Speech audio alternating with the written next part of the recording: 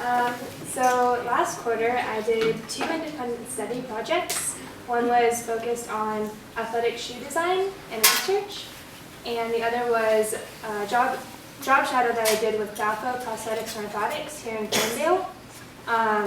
And the two actually really melded together really well, and I was able to do this project, Taino. So these are the shoes that I created at the end of the quarter.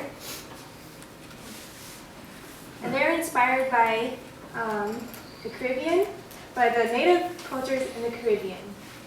They believed in the strength and power of the green turtle, the rulers of the sea and beach. These shoes imitate the protective shell of the sea turtle while still allowing for a free-flowing movement and lifestyle. You can pretty much do anything with them, run around, enjoy yourself on the beach, hike on mountains, whatever. So I can also show you, I'm wearing them today, so I'll walk them.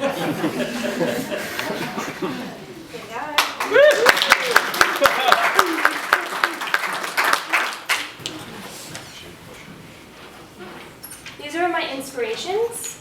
I'm really inspired by minimal footwear. As you can see, a lot of them are a combination of athletic and casual footwear.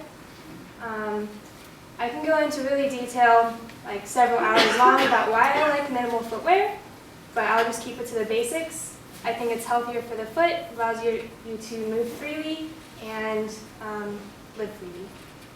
The only one on this page that I didn't feel like was the best inspiration for me was the Vibram 5 Fingers in the middle. I felt like it wasn't the best combination of casual and athletic, so that was my inspiration to try and make my own pair.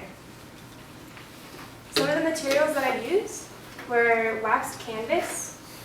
The reason I chose waxed canvas was because we live in Bellingham, and it's rainy all the time.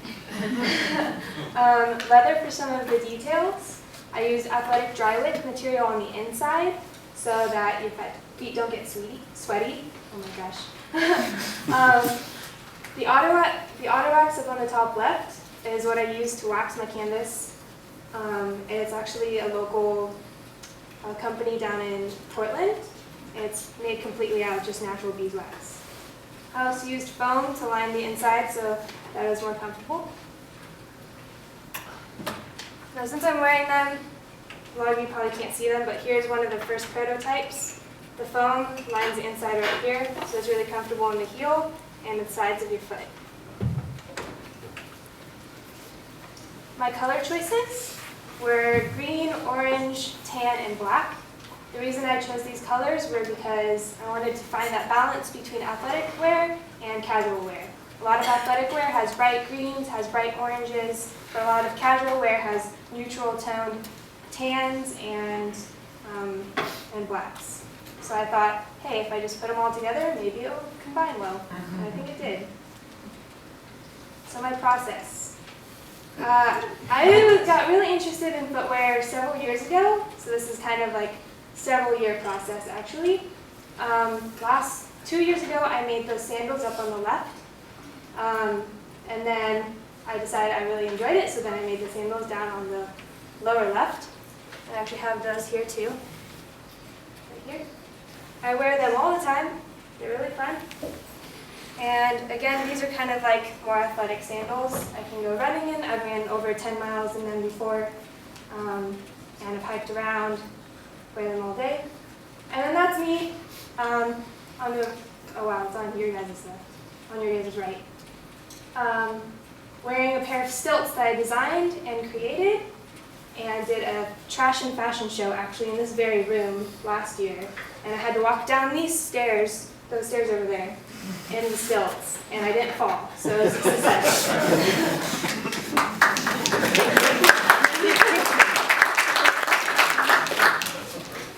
Part of my independent study was to do research on shoe design. Now I'm pretty much teaching myself about shoe design. I learned a little bit in some of the design classes that I have taken, but not very much. So I wanted to find out what the true beginnings of shoe design were. And the true beginnings started out millions of years ago with those shoes up on your guys' left. That's the first shoe that was ever found. It was found in ice, so that's why it's preserved. To the first patented athletic shoe, which was in like 1890s, I think. to the Converse All-Stars, which a lot of you are probably pretty familiar with, that ruled the whole 1900s, to Nike. Now, I won't say I'm like the biggest fan of Nike, but they have really changed the shoe design world. The first Nike patented shoe was the waffle shoe up on you guys' left, and I actually found a pair of them a couple weeks ago. I was really stoked because they're really old. It's like 1971.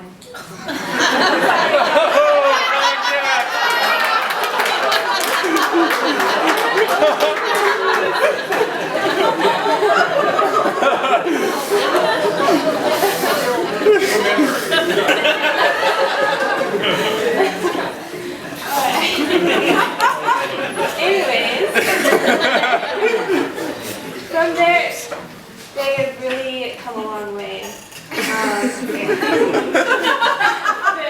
Now they have some amazing technology that they use.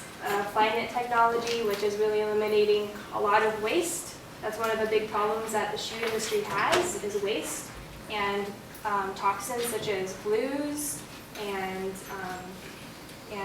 factory problems as well. So the Flyknit technology is something that I'm really interested in, but of course I don't have that technology, which is why I had to build everything by hand. Performance enhancement is also a really big part of the shoe design world. Without athletes, we wouldn't have the shoes that we have today. 3D modeling, which is a part of what I use during my independent study, is also a big part, and customization, which is exactly what I did. So these are some sketches that I did while I was trying to figure out what I was going to design, how I was going to combine athletic wear and casual wear. So my inspiration for, my inspiration for all these sketches was that eye up on the left, right? Yes. Hey, Jack, make the microphone higher for her. Thank you. You tighten the little lever on the side. Thank you. So this eye here was my inspiration. It's a reptile eye. And this was kind of the inspiration for my final design.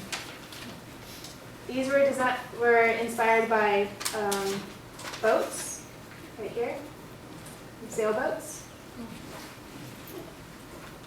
And these were inspired by birds. So all three of those were kind of molded together into my final design. I'd say the majority of my time spent was on last making. Now, if you guys don't know what a last is, this is my version of a last, but it's not really what an actual last would look like. Those wooden ones up there are the real lasts, but I didn't have the materials to make those. Instead, I went a whole step further. I designed mine in a 3D modeling computer and printed them out on a CNC machine and covered them in plastic so it's nice and hard. And this is what I built my shoe over. I did this at DAFO, just to give you guys a little insight of what DAFO does. They create braces and orthotics and prosthetics for people that need them. This gentleman needed it for lack of strength in his wrist so that he could lift weights. So this is him at the end after I helped make it. This is the whole process of casting and then cutting out the mold and then making the brace. These are some other examples of what DAFO does. They make little braces for people, for little kids mostly, because they have issues with their feet and ankles. So I made the pattern for my design by just drawing on the last and then cutting it out and putting it into the computer to make my patterns. And I ended up sewing it all together, which was really troublesome because I don't have that much experience with a sewing machine. And if any of you guys sew, you would totally understand that you need more experience if you're going to make a pair of shoes with a sewing machine. So I spent a lot of time undoing stitches, re-sewing, undoing, and but I managed to make a pair, so I'm pretty proud of myself. This is how I attached everything together and glued on the sole, was I kind of pounded it to the bottom of the last, and once it was done gluing, I ripped it off. I also made a brand right here for the Taino turtle that I ended up stamping in leather. See, these are some detail shots. So these are the stitches. This is the wax canvas, all the pores are filled in. And then this strip on the front of the shoe is reflective material so that you can wear it when you're like riding your bike or running at night. Here's some other detailed shots. Now when I mentioned customization, this last is based off of my foot. I did an imprint of my foot that transferred into the computer. And I made this first last, but when I figured out that it wasn't going to make the fit for the shoes correctly, I ended up making changes, and this is the second last. And you guys can see the major changes that happened. So that was a huge learning process for me, and last making is really difficult to get the right fit. So when you guys try on a pair of shoes and it doesn't fit right, like, it's hard work. I'm just saying. These are me wearing them. Some more pictures. Doing yoga on a rock. And jumping. They are very comfortable.